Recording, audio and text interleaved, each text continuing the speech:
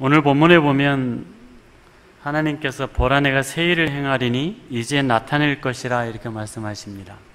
새 일을 행할 것인데 새 일이 이제 곧 나타날 것이라 이렇게 말씀하셨어요. 그리고 그 새 일의 성격을 말씀하시는데 광야에 길을 내시고 사막에 강을 내시겠다 이렇게 말씀하셨어요. 이렇게 말씀하시는 상황은 이스라엘 백성들에게 소망이 없던, 이스라엘 백성들이 노예로 끌려갔고 예배도 드릴 수 없고 나라도 잃어버린 암흑의 시간에 하나님께서 주신 말씀입니다. 막힌 길을 열어줄 것이고 길이 없는 그곳에 길을 낼 것이고 목말라 죽을 수밖에 없는 상황에 사막에 강을 내셔서 하나님께서 살 길을 주시겠다라고 하시는 약속의 말씀입니다. 저는 한국에서 목회하는 동안에 이 본문을 볼 때마다 마음속에 하나님께서 희망을 주시는 말씀이구나, 소망을 주시는 말씀이구나 이렇게 생각을 했어요. 그런데 현장에 나가서 직접 하나님께서 하시는 일을 따라다니다 보니까 이건 하나님이 우리에게 소망을 주시려고 주신 말씀이 아니에요. 현실입니다.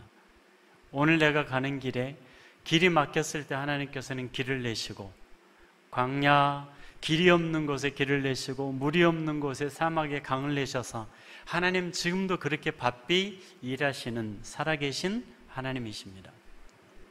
그런데 오늘 이 본문의 말씀은 예수 그리스도를 통해서 실현된 말씀입니다.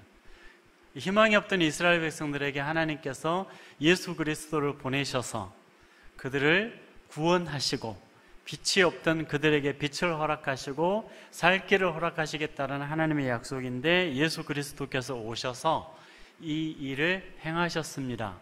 그래서 하나님 앞에 나아갈 수 없었던 우리가 지금 하나님 앞에 나올 수 있게 됐습니다.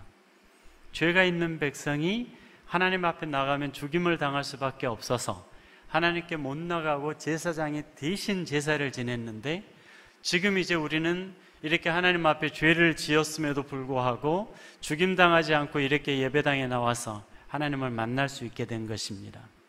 예수 그리스도께서 일을 행하셨고 하나님께로 나아갈 수 있는 길을 열으셨기 때문입니다.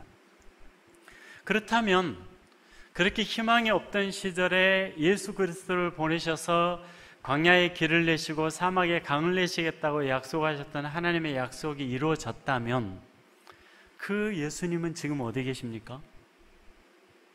그 예수님은 지금 우리 안에 계십니다. 우리는 예수님을 영접했고 그 예수님과 함께 동행하고 있습니다. 내가 인식하든 인식하지 못하든 예수 그리스도는 내 안에 와 계시고 나의 주인이십니다. 내가 가는 길에 주님은 나와 동행하고 계십니다. 그렇다면 우리의 삶 속에 길이 없어졌어요. 길이 막혔어요. 인생이 암흑으로 변했습니다. 그때 주님께서 어떻게 하시겠습니까? 여전히 주님은 지금도 우리 앞에 광야의 길을 내실 것이고 사막에 강을 내시면서 내 인생을 인도하시리라 믿습니다. 만약에 그렇지 않다면 나는 아무리 길이 막혀도 주님이 길을 열어주시지 않습니다. 아무리 목이 말라 쓰러질 것 같아도 내 앞에 생수가 나타나지는 않습니다. 내가 교회에 나가면 예수를 믿으면 희망이 생길 줄 알았는데 내 인생은 여전히 그 자리입니다 라고 말하고 있다면 이유가 뭘까요? 많은 그리스도인들이 하나님의 원하시는 그 신앙의 길로 나아가지 못하고 종교 생활을 하고 있는 모습을 많이 보게 됩니다. 그래서 종교 생활과 신앙 생활은 완전히 다른데 많은 사람들이 종교 생활을 하면서 신앙 생활을 하고 있다고 착각을 합니다. 그래서 신앙 생활을 하게 되면 하나님께서 광야에 길을 내시고 사막에 강을 내시면서 내 인생을 인도하시기 때문에 그 하나님의 살아계심과 그 능력을 맛보며 살 터인데 종교 생활을 하고 있으니까 하나님께서 우리에게 신앙생활로 돌아설 때까지 우리를 단련하시고 길을 돌이키시려 하시겠죠. 그러면 여러분 종교생활은 뭐고 신앙생활은 뭡니까? 구별하십니까? 종교생활은요, 나는 유한한 존재이기 때문에 능력이 없어요. 인간이 가진 능력이라고 하는 거는 별거 없죠.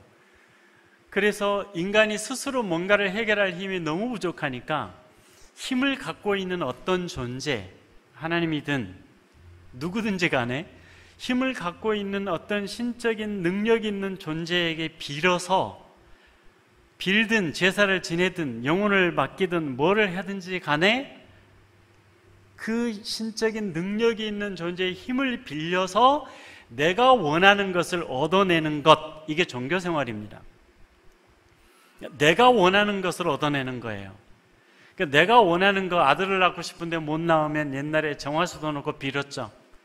우리 어렸을 때 어머님들 그거 참 많이 하셨어요. 장독대에 가서 정화수도 놓고 손이 발이 되도록 빕니다. 종교생활이죠.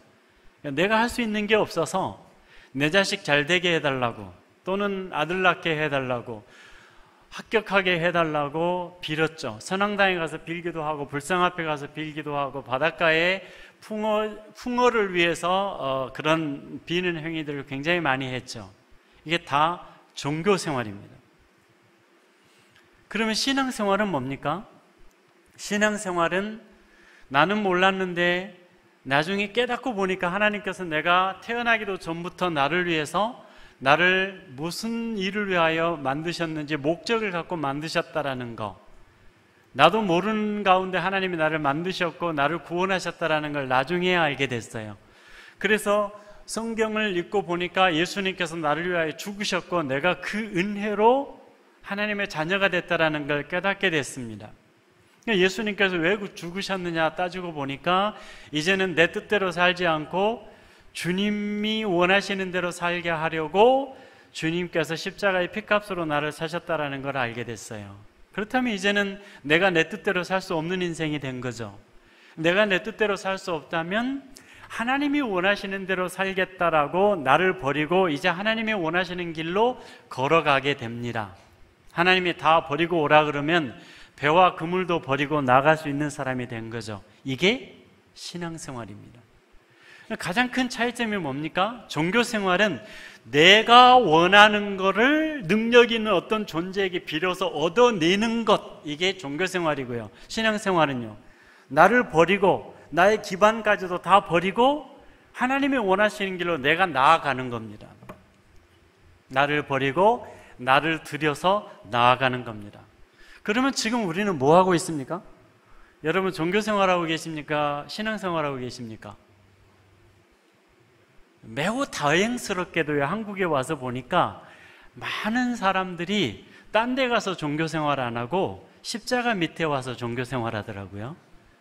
다행이죠. 딴 데 가서 하는 것보다는 좀 낫지 않겠습니까? 그 불상 앞에 가서 종교생활 하거나 선앙당 앞에 가서 종교생활 하는 것보다 십자가 앞에 와서 종교생활 하는 게 훨씬 낫지 않겠습니까? 아닙니까? 그거나 같은 겁니까? 그래서 좀 낫지 않겠습니까? 문제는 안 바뀐다는 게 큰 문제죠. 이 종교생활이 신앙생활로 바뀌지 않는다는 게 가장 심각한 문제죠. 왜냐하면 그것이 신앙생활인 줄 알고 평생 살아왔기 때문에 안 바뀌는 거죠. 하나님이 원하시는 것은 종교생활이 아닙니다. 하나님께서 원하시는 것은 신앙생활입니다.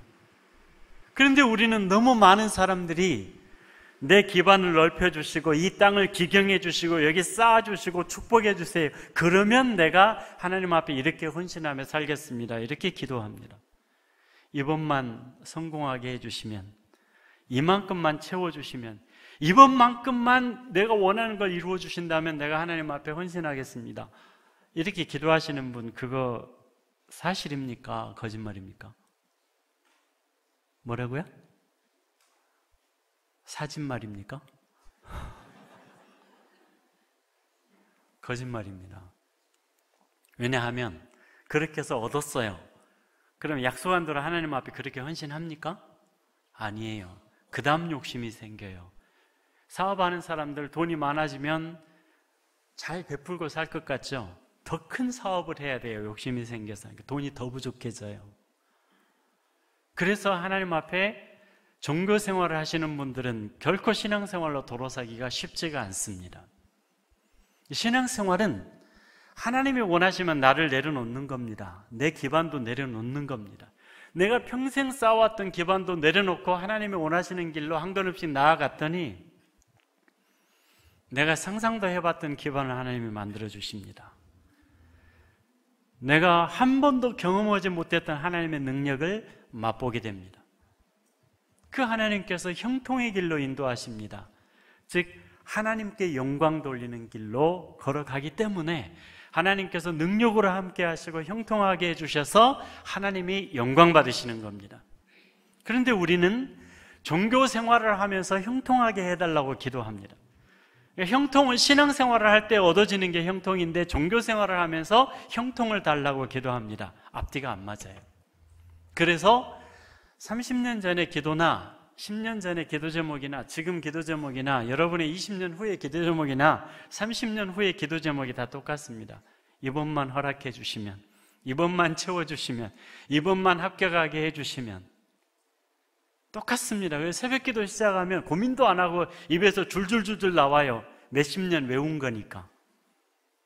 적어도 하나님이 나에게 뭐라 하셨는지, 나에게 어떻게 살라 하시는지 고민하고 기도해야 될 텐데 고민할 것도 없어요. 딱 불 꺼지면 바로 줄줄줄줄 나옵니다. 몇십 년 동안 외운 거죠. 나를 위해서 기도했어요. 내 자식을 위해서 기도했어요. 나이가 들었어요. 누구를 위해서 기도하겠습니까? 손주를 위해서 기도해야죠. 50년 전이나 30년 전이나 지금이나 30년 후나 똑같습니다. 왜요? 종교 생활이니까. 내가 하나님께 뭘 얻어내야 되는 거니까. 하나님을 이용해서, 하나님의 능력을 이용해서 뭘 얻어내야 되는 거니까. 그런데 하나님은 그런 하나님이 아니십니다. 여러분 죽도록 기도해야 겨우 뭔가 하나 주시는 그런 째째한 하나님이 아니십니다. 여러분이 신앙생활로 돌아서신다면, 하나님이 원하시는 길로 여러분 한 발짝만 나아가신다면 여러분은 광대하신 하나님을 만나게 될 줄로 믿습니다. 하나님은 지금도 살아계시고 능력으로 역사하시기 때문입니다. 그 하나님의 약속하신 말씀이 보라 내가 광야의 길을 사막에 강을 내리니, 우리와 동행하시면서 우리가 가는 길에 광야 길이 없는 곳을 만나면 길을 내실 것이고 사막에 강을 내실 것이라 약속하신 하나님이십니다. 하나님은 지금도 제 사역지에서 길을 내고 계십니다. 사역지에 길이 없어요. 워낙 오지여서 해발 2,700m에서 3,000m 사이, 도시와 완전히 격리된 원시적인 생활하는 사람들, 땅바닥에서 잠자고 흙집을 지어놓고 물이 없는 곳에서 6개월이 가도 머리를 감지 않고 화장실이 없어서 아무데나 가서 다 해결을 하기 때문에 파리가 드글드글한 곳에 사는 사람들, 길이 없죠. 사람들이 걸어서 산을 올라가는 오솔길밖에 없습니다. 그런 곳에 가서 사역을 하고 개척을 하고 예배자가 생기면 모여서 가정에서 예배를 드릴 수 있도록 하고, 그 가정에서 예배를 드리는 숫자가 점점 늘어나면 이제 가정에서 예배를 드릴 수 없을 만큼 부대끼게 됩니다.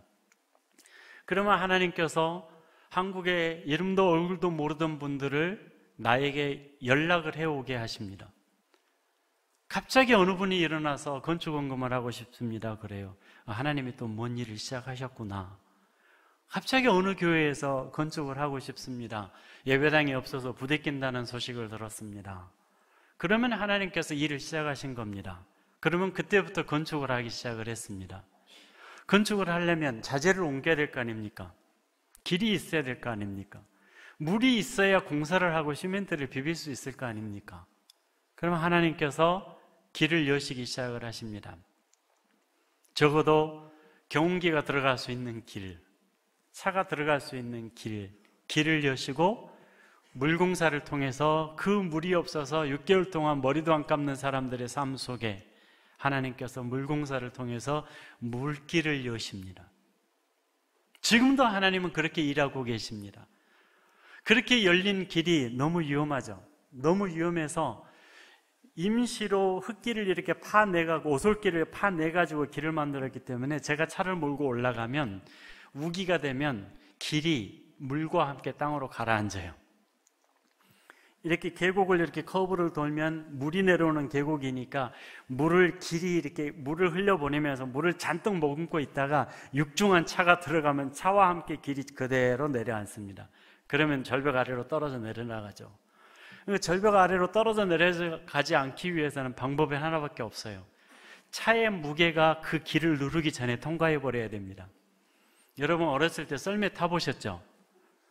어렸을 때 썰매를 아침에 타다 보면 해가 떠요. 근데 가기 싫거든요. 집에 들어가기 싫거든요. 해 뜬 뒤에도 썰매를 타요. 그러면 얼음이 녹아요. 고무줄처럼 들어갔다 나왔다 합니다.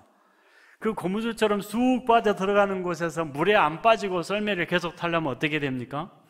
엄청난 속도로 지나가야지 쑥 들어갔다가 나갑니다.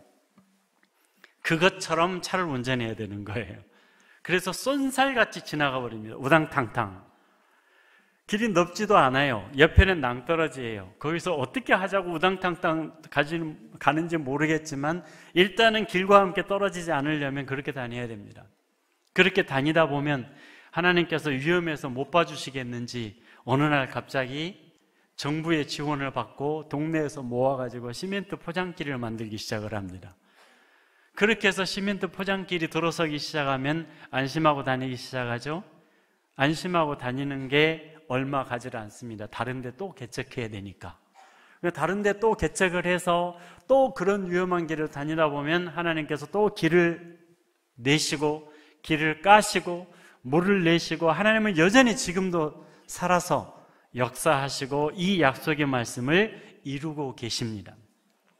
그렇게 사역을 하다 보니까 산에 올라가서 예수를 믿지 않는 사람들이 있는 마을들을 찾아내서 복음을 전하고 거기에서 예배를 드릴 수 있는 사람 몇 사람이 생기기 시작하면 가정에서 예배를 드리고 또 나는 여러 곳에 개척을 해야 되니까 제자들을 한쪽에서 기르고 기른 제자들에게 그 한 마을에 목회를 맡겨놓고 또 다른 곳에 개척하고 또 목회 맡겨놓고 또 다른 곳에 개척하고 하다 보니까 현재 60개 마을을 개척을 했습니다. 그래서 60개의 가정교회가 세워져 있고 60명의 제자들이 한 마을에 한 목회를 담당을 하고 있습니다. 아까 말씀드린 것처럼 예배당을 지어야 되는 상황이 오죠. 성도들이 많이 모이기 시작을 하니까 그 예배를 드릴 수 없다 보니까 예배당을 지을 때가 되면 꼭 하나님께서 누군가를 뒤에서 일으키셔서 연락을 해 오시고 그러면 하나님께서 하라 하시나 보다 하고 건축을 시작을 합니다. 아직 제가 계획해서 건축을 시작해 본 적은 단 한 번도 없습니다. 그렇게 해서 시작해서 예배당을 짓다 보니까 현재 13번째 예배당 공사 중입니다. 12번째 예배당과 13번째 예배당이 지금 동시에 공사 중인데요. 12번째 예배당은 6월 9일 완공 예정이고요. 13번째 예배당은 올해 9월 완공 예정으로 공사가 동시에 진행 중입니다. 60개 마을 중에 대략 80% 정도의 마을에 물공사를 완공을 했습니다. 물공사는 물이 안 나오는 지역의 산꼭대기에 살고 있기 때문에 샘을 파도 소용이 없습니다. 그래서 저 밑에 계곡에서 지하 물탱크를 만들어서 흘러가는 계곡물을 담아가지고 그 계곡물을 위로 쌓아 올리기 시작을 합니다. 그러면 한 번에 그 높이까지 쌓아 올릴 수가 없기 때문에 한 번 물을 쌓아 올릴 수 있는 거리만큼에다가 물탱크를 중간중간 만들어요. 그래서 밑에서 쌓아 올려서 중간 물탱크에다 담고 거기에서 또 쌓아 올려서 중간 물탱크에다 담고 물탱크를 만드는 곳마다 전봇대를 세워서 전기를 끌어오고 거기에다가 수중펌프를 집어넣고 쌓아 올려서 릴레이 시켜서 꼭대기까지 올린 다음에 꼭대기에서 집집마다 물을 공급을 해줍니다. 물공사를 완공을 해도 준공검사를 해야만 합니다. 이렇게 많은 일들을 진행을 하다 보니까 어마어마한 비용이 들어갑니다. 건축도 그렇죠. 물공사도 그렇죠. 차가 그 오지를 다니다 보니까 차는 맨날 박살이 나죠. 하부는 고장이 나죠. 올라가면 파워브레이크 시스템은 다 망가져가지고 몸으로 눌러야만이 브레이크가 말을 듣는데 절벽길을 떨어져 내려오면서 온몸으로 파워브레이크 시스템이 망가졌으니까 그걸 온몸으로 눌러도 차는 서지를 않습니다. 무게 때문에 차가 경사지를 떨어져 내려오는 속도가 있지 않겠습니까? 차가 서지를 않습니다. 절벽 끝에서 360도를 돌려야 되는데 차 떨어져 내려오는 속도를 줄이지 못하고 돌려버리면 차는 낭떠러지로 날아가죠. 그런데 속도는 줄일 수 없고요. 꺾어야 되는 그 각도는 너무 심각해서 그 속도로는 돌릴 수 없습니다. 돌리면 차가 뒤집어져 버리죠. 뒤집어져서 낭떠러지로 날아가거나 반드시 돌아와서 그 속도 때문에 떨어져 날아가거나 날아가는 건 똑같습니다. 그 산 위에 올라갔는데 하부가 하도 두들겨 맞으니까 길이 엉망이어서 브레이크 시스템이 망가져서 제가 한국에 있는 목사님들에게 연락을 했습니다. 지금 파워 브레이크 시스템이 망가졌습니다. 내려갈 수 있는 방법은 다른 방법은 없습니다. 그 길로 내려가야 되는데 하나님의 은혜 밖에는 내가 살아서 내려갈 방법은 없습니다. 내가 만약에 한국에 돌아가서 여러분들을 만난다면 그건 전적으로 하나님의 은혜입니다. 기도해 주세요. 부탁을 하고 출발을 합니다. 차가 분명히 돌 수 없어요. 그 속도로 돌면 뒤집힙니다. 옆으로. 그런데 멀쩡하게 내려왔습니다. 하나님께서 차를 안고 계시는 느낌, 굉장히 부드럽게 안고 계시는 느낌 있죠. 그 하나님은 지금도 살아계시고 지금도 우리와 동행하시고 그 능력으로 우리를 붙들고 역사하십니다. 신앙생활로 나아가기만 하면, 종교생활이 아니라 내가 뭐를 얻고자 하는 것이 아니라 하나님이 원하신 것을 향해서 나를 드리고 내 삶을 드리고 내 기반을 드리고 하나님이 원하시는 길로 한 걸음씩 나아가기만 하면 내가 쌓는 기반이 아니라 하나님이 예비하신 기반을 만나게 됩니다. 그래서 우리의 삶이 신앙생활로 돌아서기만 한다면 그 하나님은 살아계신 하나님을 만나게 할 것이요, 하나님의 능력이 얼마나 큰지 우리의 삶에 보여주실 줄로 믿습니다. 근데 저는 이 하나님을 한국에서 못 만났었어요. 저는 한국에서 12년 반 목회했습니다. 한국에서 개척을 하고 개척한 교회에서 12년 반 동안 목회를 하면서 건축을 하고 사택을 짓고 목회를 했는데 하나님은 한 번도 이렇게 역사하지 않으셨어요. 아마도 제가 12년 반 동안 나도 목회하면서 종교생활을 하지 않았었나 싶습니다. 이렇게 성질 급하시고 이렇게 풍성하시고 이렇게 광대하시고 능력 있는 하나님을 그 전에 만났다면 얼마나 좋겠습니까? 12년 반 동안 한국에서 목회하는 동안에 저는 제가 좋아서 목회를 하고 제가 좋아서 건축을 하고 그렇게 여기에서 평생 목회하면서 인생을 은퇴하면서 마치리라 생각을 했습니다. 그런데 건축 마치자마자 하나님께서 저를 중국으로 부르셨습니다. 부르시면서 꼼짝 못하게 하나님께서 3주 만에 중국어 회화를 주셨어요. 갑자기 3주 만에 기본 중국 생활 중국어가 되는 겁니다. 안 그러면 안 갈 것 같으니까 하나님께서 그렇게 저를 중국으로 데려가신 겁니다. 그렇다고 나 중국어 시험 봐야 되고 대학 가려니까 3주 만에 중국어 주세요. 이렇게 기도하는 건 무슨 생활이죠? 종교 생활이죠. 여러분이 하나님 저를 써주세요 그러고 기도한다면 하나님께서 3주 만에 주실 수도 있습니다. 그렇게 중국에 들어가서 사역을 하다 보니까 제가 평생 만나지 못했던 하나님을 만나게 된 것입니다. 그 하나님은 성질이 불같으시고요, 얼마나 급하신지, 제가 하나님 성질이 그렇게 급하신지 처음 알았습니다. 한국에서 기도할 때는요, 하나님 성질 얼마나 만만드신지 아무리 기도하고 기도해도 하나님은 나타나시지 않으셨습니다. 근데 지금은요, 제가 가는 길에 하나님 이미 앞에 가십니다. 이미 제가 갈 곳에 다녀가셨습니다. 하나님께서는 나보다 앞서 가시고 앞서 행하시고 큰 능력으로 역사하시고 성질이 불같이 급하신 하나님이십니다. 그 하나님이 어떤 일을 하셨는지 화면으로 잠깐 보시겠습니다.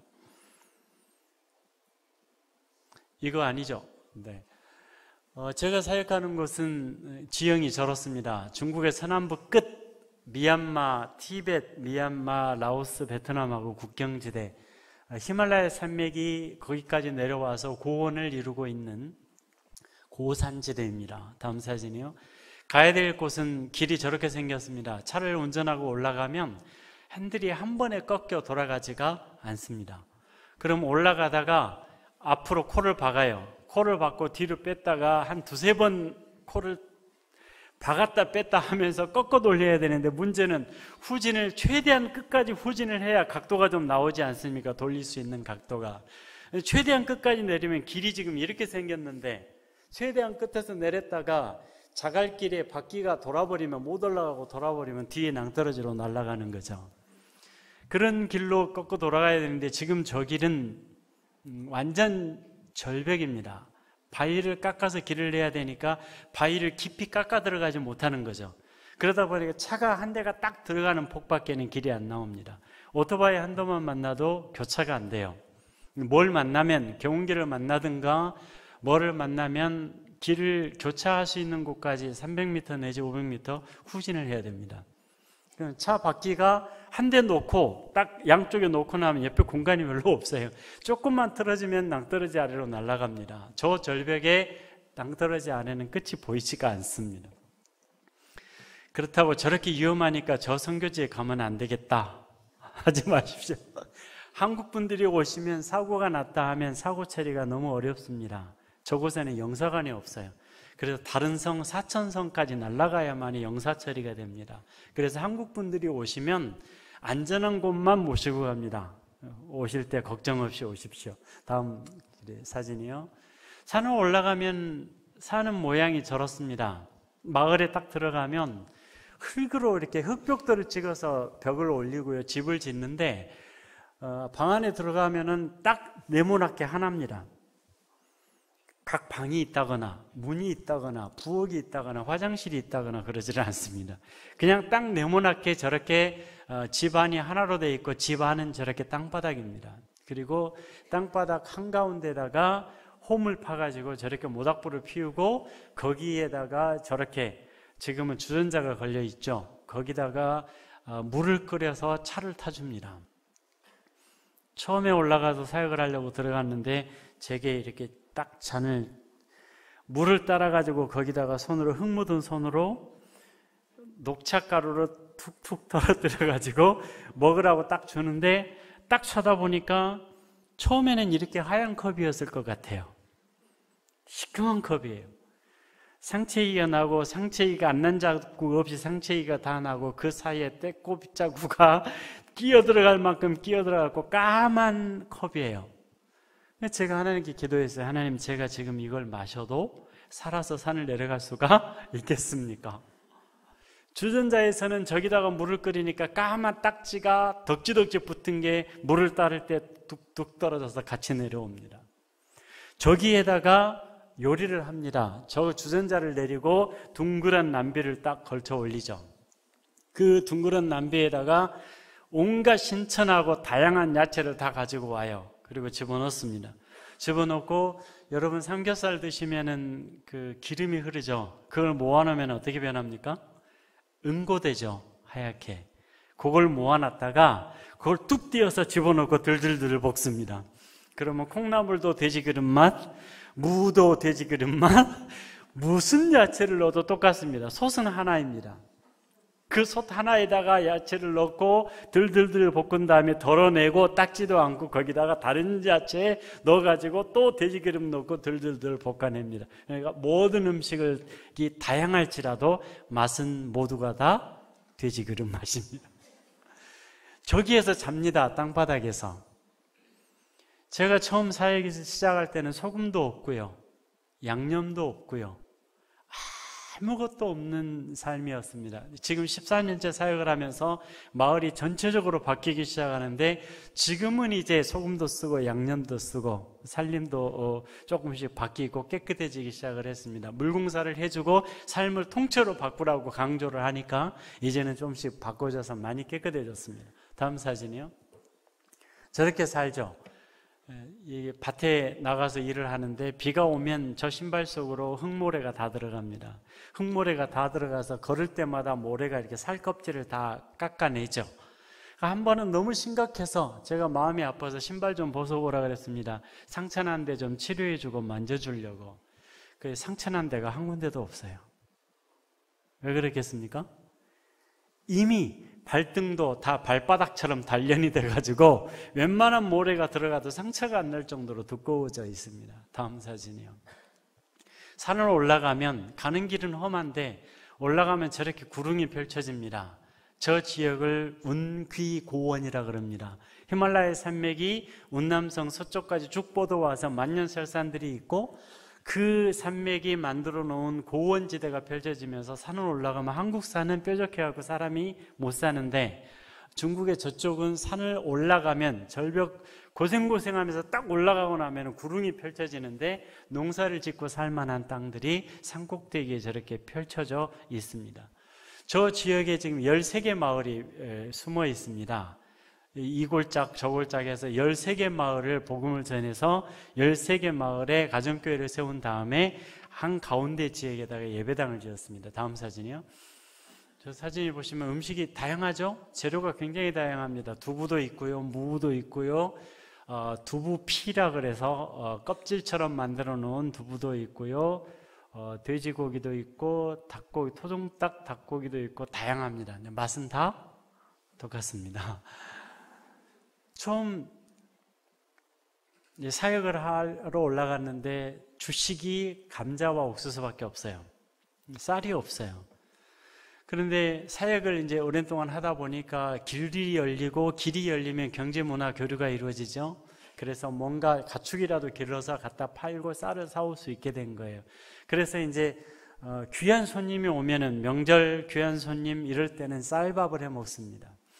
사역을 하다가 이제 어느 집에 밥을 차린다고 그래서 딱 앉아서 기다리는데 밥을 푸는 모습을 보니까 아주 까만 콩밥을 해놨더라고요. 그래서 귀한 손님 왔다고 영양밥을 해놨구나, 참 고맙다라고 생각하고 까만 콩밥 먹을 기대에 가득 차 있는데 밥을 딱 먹으려고 앉으니까 하얀 밥으로 둔갑을 해버리더라고요. 하얀 쌀밥이에요. 왜 그럴까요? 아시는 분 혹시 계십니까? 힌트는 제가 아까 다 드렸었습니다. 화장실이 하나도 없다고. 화장실이 하나도 없다 보니까 파리들이 많잖아요. 사람 거, 돼지 거, 가축들 거, 온갖 것에 파리들이 다 구물구물 거기서 자라고 붙어 있다가 하얀 쌀밥이 김 모락모락하면서 밥을 딱 퍼놓으니까 좋다고 다 달라붙어갖고 까맣게 덮여 있었던 거죠. 나는 그게 콩밥인 줄 알았던 거예요. 근데 밥을 먹으려고 상에 딱 앉으니까 휘 한번 젖으니까 하얀 쌀밥으로 확 변할 거 아닙니까? 그래 이제 그걸 밥을 받았어요. 딱 받았으니까 퍼놓은 밥 위에 앉았던 걸 봤잖아요. 위에가 이제 발자국이 내 마음에 보이는 거예요. 이게 안 봤으면 안 보였을 텐데, 사람 것에 앉아온 거는 노란색 발자국일 거고 돼지 것에 앉았다 온 거는 까만 발자국일 거고 발자국이 보이는 거죠. 이걸 어떻게 먹어야 되느냐 이제 고민인데 안 먹을 수는 없잖아요. 그래서 그쪽 쌀은 서로 붙지가 않거든요. 그러니까 밀어요. 한쪽으로 모래처럼 꼭대기를 살살 밀어갖고 맨 앞에다가 딱 모아놓고 속살을 이렇게 파먹기 시작을 해요. 근데 그 사람들이 쌀이 귀하다 보니까 손님 대접을 극진하게 해야 돼서 손님한테는 밥을 묻지 않고 엎어버립니다.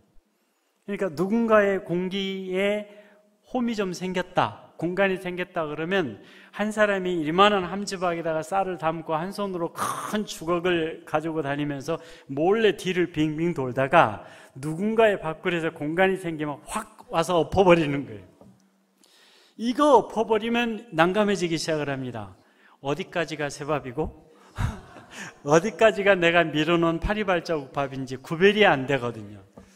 그러면 이제 이것 좀 하나님 이건 먹고도 이 파리발자국을 먹고도 탈나지 않게 해주세요. 기도할 수밖에 없습니다. 그렇게 기도하고 파리발자국을 먹고 산 지가 14년째예요. 한 번도 배탈이 난 적이 없습니다. 한국에서는요, 여름만 되면 장염이 잘 걸렸어요. 장이 약해서 여러분 그 좌석버스 타면 에어컨 세게 틀잖아요. 그러면 여기 민소매에 이쪽에 에어컨만 세게 틀어도 장이 꼬여버렸어요. 그 정도 몸이 약했어요. 그런데 중국에 가서 파리발자국을 먹고 살아도 한 번도 장염에 걸린 적이 없습니다. 하나님은 아마 제 장에도 함께 계시나 봐요. 다음 사진이요. 뭡니까? 밥을 먹으려고 기도를 하고 고개를 딱 드니까요, 제 밥그릇에다가 닭 머리를 갖다 딱 올려놨어요. 왜 그래 그랬더니 하는 말이 가장 귀한 영도자에게 주는 선물이랍니다. 그 사람들은 마을에 인도하는 사람도 영도자라는 표현을 쓰는데 절 보고 전체를 인도하는 영도자니까 가장 귀한 분이니까 닭머리를 먹여야 되는데 최대한 손상 안 되게 깨끗하게 해서 목을 탁 잘라갖고 올려놓는 겁니다.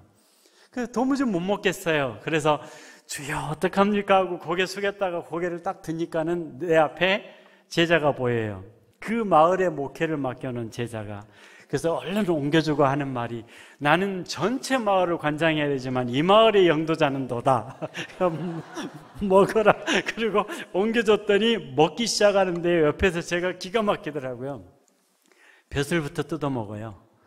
벼슬 뜯어먹고 껍질 뜯어먹고 다 뜯어먹는데 먹을 수 없는 딱 2개 남기더라고요. 눈알도 다 빼서 먹어요. 남긴 거 2개가 뭐냐면, 닭 부리를 손질을 안 하고 요리를 했으니까 부리가 플라스틱처럼 딱딱할 거 아닙니까? 부리. 그 다음에 닭머리가 그렇게 예쁜 줄 몰랐어요. 탁구공처럼 닭뼈가, 머리뼈가 동글동글하더라고요. 먹을 수 없는 머리통뼈 그리고 부리 2개 남기고 다 먹더라고요. 박원윤 목사님 오시면 제일 멋진 수탉 깨끗하게 삶아서 대접해 드리도록 하겠습니다. 다음 사진이요. 저 아이는 제가 전도를 하러 마을에 들어갔는데 13년 동안 태어나서 한 번도 일어서지도 걷지도 못한 아이가 있다라고 그래요. 그래서 그 집에 전도를 하러 딱 들어갔더니 아이가 태어나면서부터 13살 될 때까지 한 번도 일어서지도 걷지도 못했던 거예요. 그래서 포기를 하고 부모가 항상 이렇게 눕혀놓고 생활하거나 낮에는 답답해하니까 저렇게 1인용 소파를 주워다가 이부자리를 깔아놓고 이렇게 파묻어 놓고 먹이고 화장실을 데려가고 이렇게 키우고 있었어요. 저 아이에게 제가 전도를 시작을 했습니다.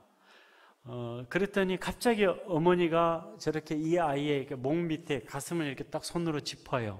왜 그러냐 그랬더니, 내가 하는 말에 혹시라도 대답을 하고 싶어서 몸을 못 움직이는 아이인데 대답을 하고 싶어도 고개를 끄덕이려다가 고개가 넘어오면 혼자서 고개를 못 이기기 때문에 꺾여버린다라는 거예요. 그럼 큰일 나기 때문에 이 아이에 이렇게 딱 받치고서 이 전도를 받고 있는 거예요.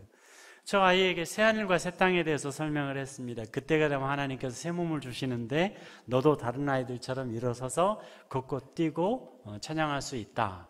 그랬더니 저 아이가 예수님을 영접을 했어요. 영접 기도까지 다 끝났어요. 다 끝나고 제가 돌아서서 저 집을 딱 나오는데 저 아이가 목이 마른 소리로 뒤에서 그래요. 그러면요, 제가 그때까지 기다릴게요. 그래요. 그런데 새하늘과 새 땅을 언제 주실지 여러분 아세요? 그때가 언제가 될 줄도 모르는데 그때까지 기다릴게요 그랬는데 그게 제 가슴에 비수처럼 와서 꽂힌 거예요. 너무 가슴이 아팠어요. 그래서 다시 돌아갈 수밖에 없었어요. 뒤를 돌아가서 저 아이에게 다가가서 저 아이의 머리 위에다 손을 얹고 기도를 시작했습니다. 하나님, 그때가 언제인 줄 알고 그때까지 기다리겠다고 그럽니다. 하나님, 이 아이를 불쌍히 여겨주세요. 이 아이를 이렇게 세워주시면 이 아이를 복음 증거자로 키우겠습니다. 하나님 살려주세요. 이렇게 기도를 했죠. 너무 가슴이 아파서 나도 울고 저 아이도 울고 엄마도 울고 기도를 하고서 마을이 워낙 많다 보니까 예를 들어서 60개 마을을 제가 하루에 한 마을씩 가면은 얼마나 걸리겠습니까? 60일 걸리죠. 2달 걸리죠. 다른 데도 사역도 해야 되고 새로이 개척도 해야 되고 한국도 왔다 가야 되고 뭐 이런 시기들이 지나고 제 기억으로 1달 반 정도 후에 저 마을에 다시 들어갔어요. 다음 사진이요. 일어났습니다. 하나님은 지금도 살아계십니다. 마치 하나님은 옛날에 일하시고 지금은 하나님이 일 안 하셔서 멀리 계신 하나님께 목청 크게 기도해야 들리는 그런 자리에 계신 분인 것처럼 생각하지 마십시오. 하나님 지금 우리 안에 계십니다. 그리고 우리와 동행하고 살아계십니다. 그 하나님께서 그 기도를 들으시고 살리신 겁니다. 우리에게 기도를 잘해서 하나님이 역사하시는 적은 없어요. 우리에게 은사가 있어서, 치유의 은사가 있어서 저런 일이 벌어지지는 않습니다. 우리에게는 그런 은혜가 없어요. 하나님이 살리시고자 하시면 하나님은 오늘 당장 살리십니다. 하나님이 일으키고자 하신다면 하나님은 오늘 당장 일으키십니다. 저 마을의 복음화를 위해서 하나님께서는 저 아이를 일으키신 겁니다. 그리고 저 마을에 살아계신 하나님의 역사가 퍼져나가기 시작을 했습니다. 굉장히 빠른 속도로 복음이 전파되기 시작을 했습니다. 다음 사진이요. 그렇게 빠르게 전파된 복음의 역사로 예배당 건축을 해야 됐고, 예배당 건축을 하는데 경운기 엔진을 단 차처럼 개조한, 차라고 불러야 될지 경운기라고 불러야 될지 모르겠는데 중국어로는 토라지라고 부릅니다. 저걸로 끌고 올라가는데 엔진이 힘이 약하니까 못 끌고 올라가죠. 그래서 앞에서 사람들이 지금 밧줄로 묶어서 끌고 올라가면서 공사를 하고 있는 장면입니다. 다음 사진이요. 공사가 완공이 됐습니다. 지금 저 마을에, 저 예배당에 현재 모여서 예배를 드리는 숫자가 520명입니다. 그러니까 하나님께서 얼마나 저 마을들을 사랑하시고 역사하시는지 보여주는 장면입니다. 저 마을의 총 인구가 920명입니다. 그리고 저 마을들이 13개 마을이 골짜기 나눠져서 살고 있는데 13개 마을을 묶어서 센터에다가 저 예배당을 짓고 지금 저기서 예배를 드리고 있습니다. 다음 사진이요. 그 예배당에서 밤에 예배하기 직전에 제가 찍은 사진입니다. 지금 중국은 십자가를 달면 난리 납니다. 교회 폭파해버립니다. 예배당. 십자가도 달 수 없고 간판도 달 수 없습니다. 그런데 저 오지에는 경찰들이 못 옵니다. 한 번 올라왔다가 차 하부 다 고장나고요. 파워브레이크 고장나면 자기들 죽지 않습니까? 누가 뭐 나올 게 있다고 거기를 올라오겠습니까? 그래서 제가 사역하는 지역에는 그 오지에는 중국 경찰들이 오지 않고요. 중국의 공무원들이 오질 않습니다. 그래서 해발 2,500m 이상 수평으로 해발 2,500m 이상 뚝 잘라서 가지고 그 위에를 하나님이 제게 맡겨주셔서 제가 중국 정부 대신에 관리하고 있습니다. 그러니까 마음대로 예배당 짓고 마음대로 간판 달고 십자가 달고 심지어 네온사인까지 켜서 그 높은 곳에서 중국의 온 대륙을 향해서 십자가의 불빛을 뿜고 있는 겁니다. 다음 사진이요. 다른 지역의 공사입니다. 다음 사진이요. 네, 저기는 물공사를 완공을 하고 이제는 씻고 살아야 된다. 너무 이제 고통스러웠던 것이 뭐냐면 저 지역의 모든 사람들은 제가 하나님인 줄 알아요. 제가 대한민국인 줄 압니다.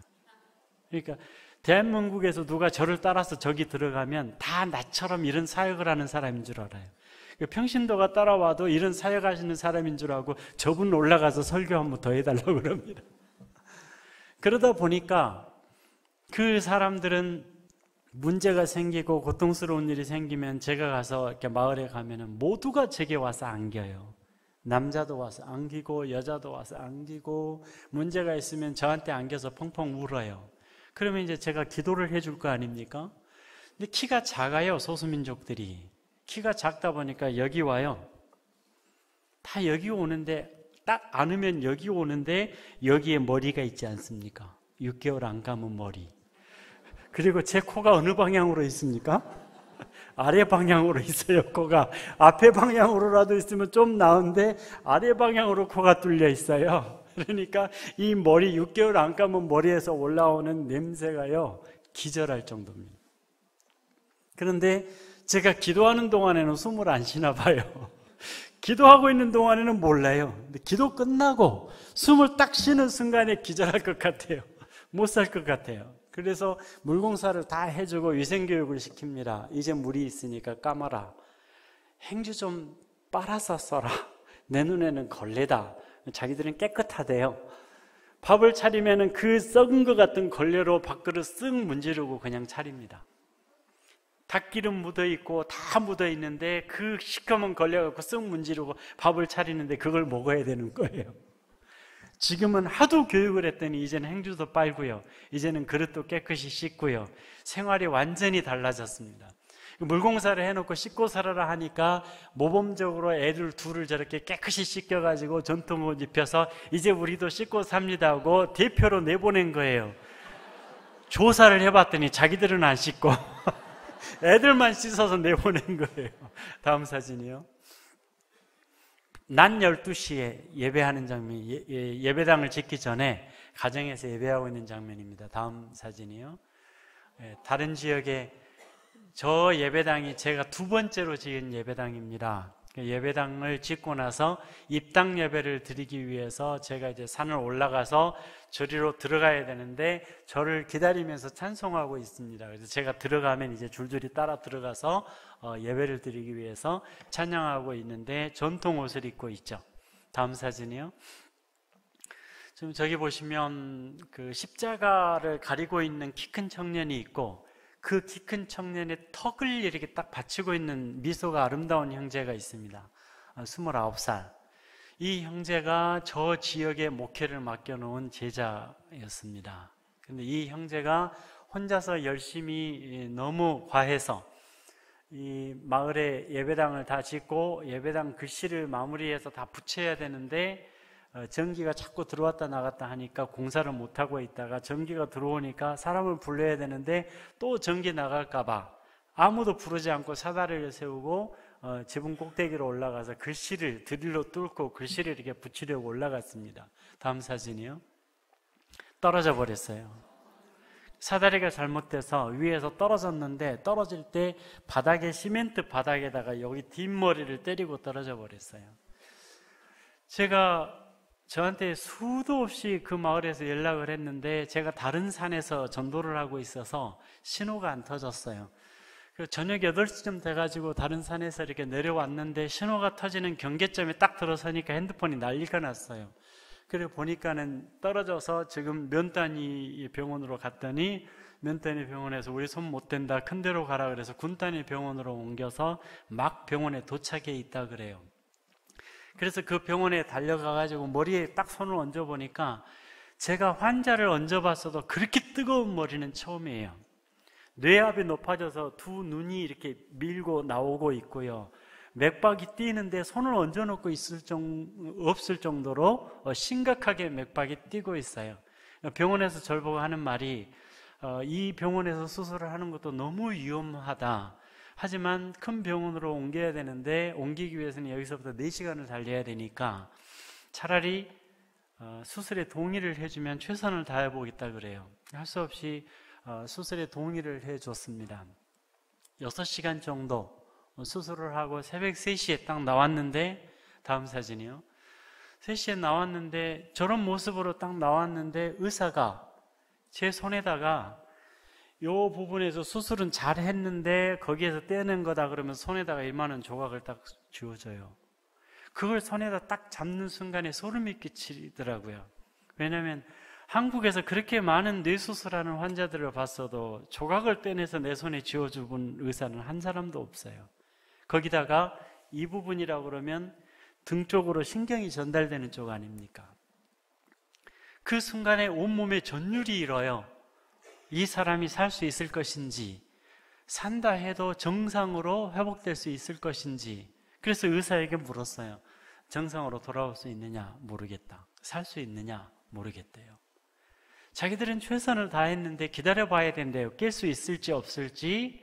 그래서 제가 딱 물은 것이 뭐냐면 살아난 후에 이 사람이 정상으로 생활을 할 수 있겠느냐 아니면 식물인간이 될 가능성이 있느냐 이렇게 물었어요. 직감적으로 느껴지는 게 있어서 의사에 물었더니 대답해 줄 수 없대요. 자기도 모르겠대요. 깨어나봐야 알겠대요. 그래서 하나님께 기도를 시작을 했습니다. 하나님 살려주세요. 근데 살려주세요 기도를 하다가 해서는 안 되는 기도를 해버린 거예요. 살려주세요 하나님 기도를 하다가 하나님 이 형제가 만약에 깨어났는데 식물인간으로 누워있다면 이 지역 선교는 끝입니다. 식물인간으로 누워있다면 믿지 않는 사람들이 공격을 하기 시작할 것이고 계속 눈앞에 보이는 식물인간을 놓고 이 마을의 선교는 예배당을 지어놓고도 예배당도 쓸 수 없는 상태입니다. 하나님 이건 전쟁입니다. 하나님 살려주세요. 만약에 정상으로 돌아올 수 없다면 차라리 데려가 주세요.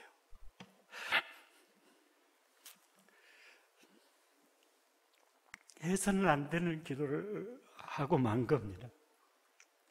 하나님 앞에 뭐라고 할 말도 없고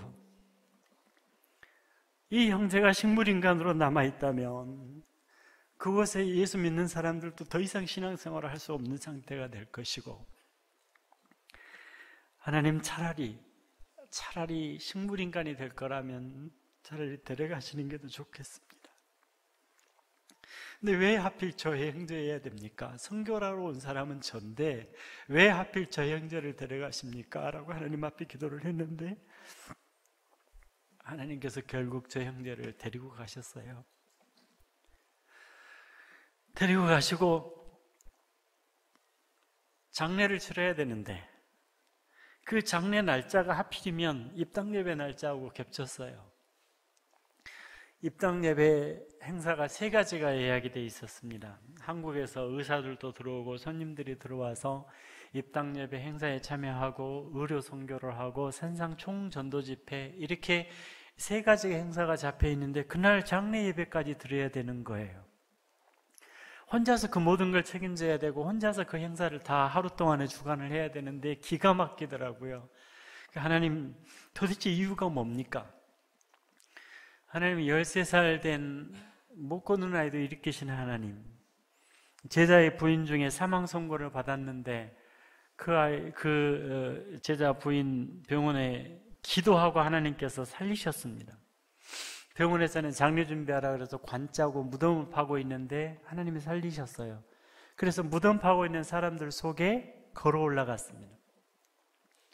이렇게 하실 수 있는 하나님이, 또 그렇게 하셨던 하나님이 이 형제는 왜 꼭 데려가셔야만 했습니까? 하나님 앞에 울면서 기도하는데 하나님께서 마음에 답을 주셔요. 하늘의 밀이 땅에 떨어져 썩어지지 아니하면. 다음 사진이요. 여러분, 한국의 기독교가 세상에서 걱정하는 교회가 돼버렸죠. 왜 한국의 기독교가 이렇게 됐습니까? 한국의 성도들이 얼마나 헌신적으로 교회를 위해서 충성했습니까? 천막 예배당을 지어놓고 그 천막에서 벌벌 떨면서 새벽 기도를 하면서 예배당을 짓겠다고 전세금 빼서 헌금을 해가면서 그렇게 세워져간 한국 교회였고, 그렇게 부흥한 한국 교회에 하나님께서는 영적인 축복과 물질의 복도 함께 주셔서 한국 교회가 이렇게 성장을 했습니다. 지금은 어떻습니까? 지금은 그런 헌신이 사라졌습니다. 이제는 나 편한 신앙생활을, 내가 원하는 신앙생활, 이제는 헌신도 사라졌고요, 옛날 같은 충성된 삶도 사라졌고요, 나를 희생하지 않고 뭔가를 얻으려고 그래요. 그러다 보니까 종교생활로 변한 겁니다. 여기에 하나님께서 주신 답입니다. 하늘의 밀이 땅에 떨어져 썩지 아니하면 하늘 그대로 있느니라. 저 형제를 데려가시고 저 피 흘린 땅에 하나님께서는 가족과 같은 아름다운 공동체를 세우셨습니다. 저 형제를 장례를 치르고 영적인 전쟁을 한동안 치렀죠, 믿지 않는 사람들과. 그러나 하나님은 저 핏값을 통해서, 저 형제의 희생을 통해서 그 땅에 정말로 사랑이 넘치는 끈끈한 예배 공동체를 세우셨습니다. 오늘 우리가, 한국 교회가 정말로 하나님 앞에 희생하고 섬기는 썩어지는 미랄로 거듭나지 않는다면 한국 교회는 소망이 없습니다. 모두가 종교 생활로 그치고 말 것입니다. 여러분, 한국 교회가 망한다고 하나님이 망하실까요? 그렇지 않습니다. 우리가 버려야 될 것, 우리가 종교 생활로 전락한 것, 모든 것들 이제는 버려야 되고 땅에 묻어야 될 때입니다. 그리고 이제는 내가 죽어져서, 내가 희생해서, 내가 썩어져서 하나님이 원하시는 것들을 이뤄내고, 내가 썩어져서 영혼을 살려내고, 내가 썩어져서 나의 모든 것을 버리고 하나님이 원하시는 신앙의 길로 나아가서 하나님이 새롭게 역사하시는 신앙의 역사가 내 개인에서부터 시작을 해서 한국 교회에 새롭게 열려야 될 줄로 믿습니다.